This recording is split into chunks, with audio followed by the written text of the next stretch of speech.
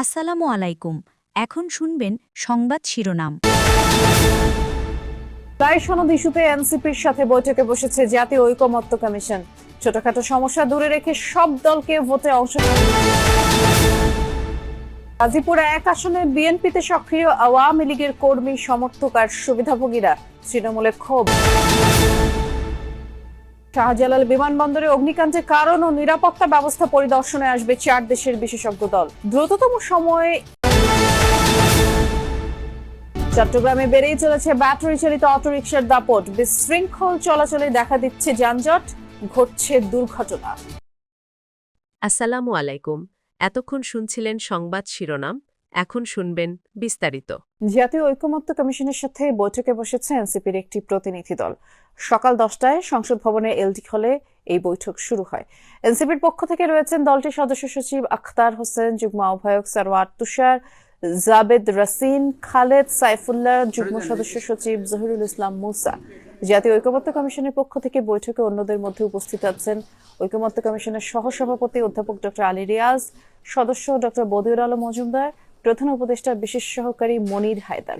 সমসাময়িক রাজনৈতিক ইস্যুতে আজ আলোচনার কথা রয়েছে, তবে জুলাই সনদ বাস্তবায়নের পদ্ধতি, নির্বাচন ইত্যাদি ইস্যু গুরুত্ব পাবে। ছোটখাটো সমস্যা দূরে রেখে গণতান্ত্রিক ব্যবস্থাকে এগিয়ে নিতে সব রাজনৈতিক দলকে নির্বাচনে অংশ নেওয়ার আহ্বান জানিয়েছেন বিএনপি মহাসচিব মির্জা ফখরুল ইসলাম আলমগীর। সকালে দৈনিক নয়াদিগন্তের বর্ষপূর্তি অনুষ্ঠানে এই আহ্বান জানিয়ে তিনি বলেছেন, গ্রহণযোগ্য নির্বাচনের মাধ্যমে এগিয়ে যাবে বাংলাদেশ।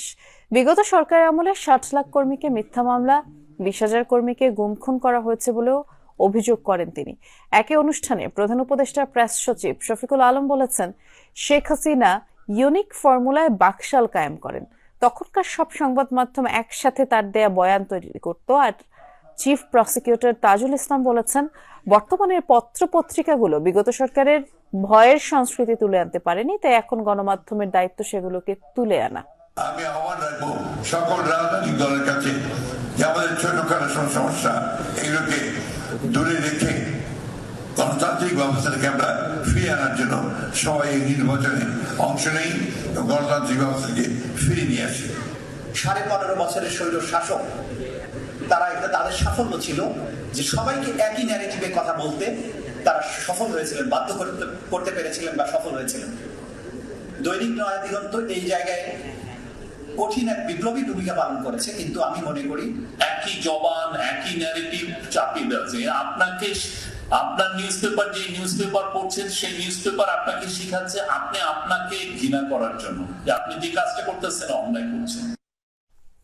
জুলাই সনদ স্বাক্ষর নিয়ে এনসিপি যে নাটক মঞ্চস্থ করলো তা কাম্য ছিল না। এটা জাতীয় ঐক্যের প্রতি শ্রদ্ধা প্রকাশ করে না। রাজনীতিতে স্থিতিশীলতা ও নির্বাচন ভাবনা শীর্ষক আলোচনা অনুষ্ঠানে সব কথা বলেছেন বিএনপি স্থায়ী কমিটির সদস্য আব্দুল মঈন খান।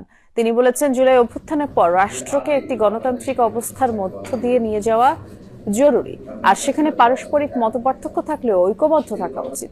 অনুষ্ঠানে জামায়াতের মজলিসে সূরা সদস্য কামাল আহমেদ বলেছেন, স্থানীয়ভাবে রাজনৈতিক প্রতিপক্ষের উপরে হামলার সংখ্যা চলছে, তা দূর করা উচিত।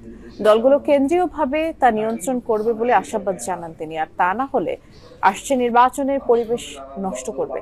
গণসংহতি আন্দোলনের প্রধান সমন্বয়ক জুনায়েদ সাকি বলেছেন, এখন আইন করা সম্ভব নয়, সবটাই অধ্যাদেশ, আর যেটা আগামী সংসদে পাশ হতে হবে।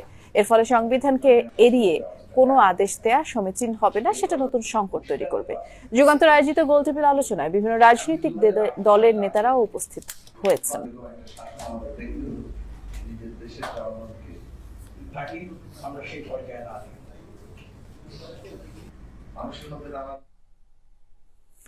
অনেক সংসদীয় আসনে বিএনপির 5 থেকে 7 জন মনোনয়ন প্রত্যাশী, যাদের কেউ কেউ দীর্ঘদিনের রাজপথের আন্দোলনে না থেকেও 5 আগস্টের পরে সক্রিয় হয়েছেন, বাগিয়ে নিয়েছেন পদ, প্রভাব খাটিয়ে নিজেদের মতো করে স্থানীয় কমিটিও করেছেন।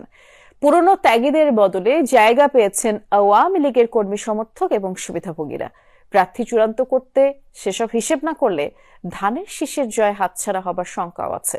রাজধানীর পাশের গাজীপুর এক আসনে সরেজমিন ঘুরে সেই চিত্রই দেখলেন আমাদের সহকর্মী সাইফুদ্দিন রবিন। বিধানকৃষ্ণ বর্মন জাতীয়তাবাদী ক্ষুদ্র নৃগোষ্ঠী দলের কেন্দ্রীয় এই সহসভাপতি, গাজীপুর 1 আসনের মৌচাক ইউনিয়ন বিএনপির ও কালিয়াকৈর উপজেলা বিএনপির সাবেক সহসভাপতি। রাজপথে ছিলেন, পালিয়ে বেরিয়েছেন, জেলও খেটেছেন, কিন্তু 5 আগস্টের পর বিধানকৃষ্ণ বর্মনের মতো এই সংসদীয় আসনের বেশ কয়েকটি ইউনিয়নের সাবেক দায়িত্বশীলদের অনেকেই পদবঞ্চিত। সিনিয়র সহসভাপতি ছিলাম মৌচাক ইউনিয়নের এবং উপজেলা সাংগঠনিক সহসভাপতি ছিলাম, কিন্তু আমাদের মূল্যায়ন করা হয় না। অ্যাডভোকেট কামরুল ছিল সভাপতি এবং উপজেলা সাংগঠনিক সম্পাদক, তাকেও কোনো মূল্যায়ন করা হয় না। মৌচাকের বিষয়টা আমি বলতেছি, আর যারা নির্যাতিত নিপীড়িত নেতা তাদের কাউকে মূল্যায়ন করে নেই, এখানেই দুঃখ। আমি চাপার বিএনপির সভাপতি, কালিয়াকৈর উপজেলা বিএনপির সহসভাপতি। আমার ইউনিয়নে যাকে আহ্বায়ক করা হয়েছে, এই 17 বছর তিনি রাজপথে ছিলেন না। রাজধানী ঢাকার পাশে শিল্পাঞ্চল খ্যাত কোনাবাড়ি, কাশিমপুর, কালিয়াকৈর নিয়ে গঠিত গাজীপুর 1 সংসদীয় আসন। বিগত কোনো নির্বাচনেই যে আসনে জয় পায়নি ধানের শীষ প্রতীকের বিএনপি। একসময়ের প্রভাবশালী নেতা তানভীর আহমেদ সিদ্দিকী বারবার হেরেছেন এই আসনে। এবারও তার 2 ছেলে ইরাদ আহমেদ ও ইশরাক আহমেদ মনোনয়ন প্রত্যাশী। তৃণমূলের অভিযোগ, দীর্ঘ 17 বছরের আন্দোলনে নিষ্ক্রিয় ছিল এই পরিবার। 5 আগস্ট পরবর্তী সময়ে বাগিয়ে নেন জেলা বিএনপির আহ্বায়ক কমিটির সদস্য সচিব পদ। এরপর প্রভাব খাটিয়ে সংসদীয় আসন গাজীপুর 1-এ বিভিন্ন কমিটি গঠন করেছেন। বাদ পড়েছেন দীর্ঘদিনের নিপীড়ন নির্যাতনের শিকার ও সক্রিয় নেতাকর্মীরা, জানিয়ে ক্ষুব্ধ তৃণমূল। কাউকে না ডেকে নিজেই কমিটি দিয়ে, পকেট কমিটি দিয়েছে। 90% এই ধরনের লোকরে উনি নিয়ে আসছেন, যাদেরকে আমরা আওয়ামী লীগের দূষণ হিসেবে জানি। আওয়ামী লীগের রাজনীতির সাথে সম্পৃক্ত ছিল, তাদেরকে 9টা ইউনিয়নের আহ্বায়ক সদস্য সচিব করা হয়েছে। যারা ত্যাগী মাঠে থেকেছে, নেতাকর্মীদের খোঁজ খবর নিয়েছে, এই ধরনের যদি কাউকে এই আসন থেকে নমিনেশন দেওয়া হয়, তাহলে অবশ্যই ইনশাল্লাহ ধানের শীষ বিজয়ী হবে। প্রার্থী সিলেকশনের ব্যাপারেও দলের অনেক চিন্তা ভাবনা করেই সিদ্ধান্ত নিবে বলে আমি বিশ্বাস করি। এখানে বিতর্কিত কোনো লোককে মনোনয়ন দেয়, তাহলে এই আসনে পুনরুদ্ধার করা খুবই কঠিন হবে। এই আসনে ধানের শীষ নিয়ে লড়তে চান কেন্দ্রীয় বিএনপির সাংগঠনিক সম্পাদক সাইয়েদুল আলম বাবুল, সহস্রম বিষয়ক সম্পাদক হুমায়ুন কবির খান, মুজিবুর রহমান, হেলাল উদ্দিনও। কেবল 1 আসনের এত প্রার্থী থেকে দল কাকে চূড়ান্ত করবে? কেন্দ্রীয় সাংগঠনিক সম্পাদক ও গাজীপুর 1 আসনের মনোনয়ন প্রত্যাশী সাইয়েদুল আলম বাবুল আশা প্রকাশ করেন ত্যাগীদের মূল্যায়নের।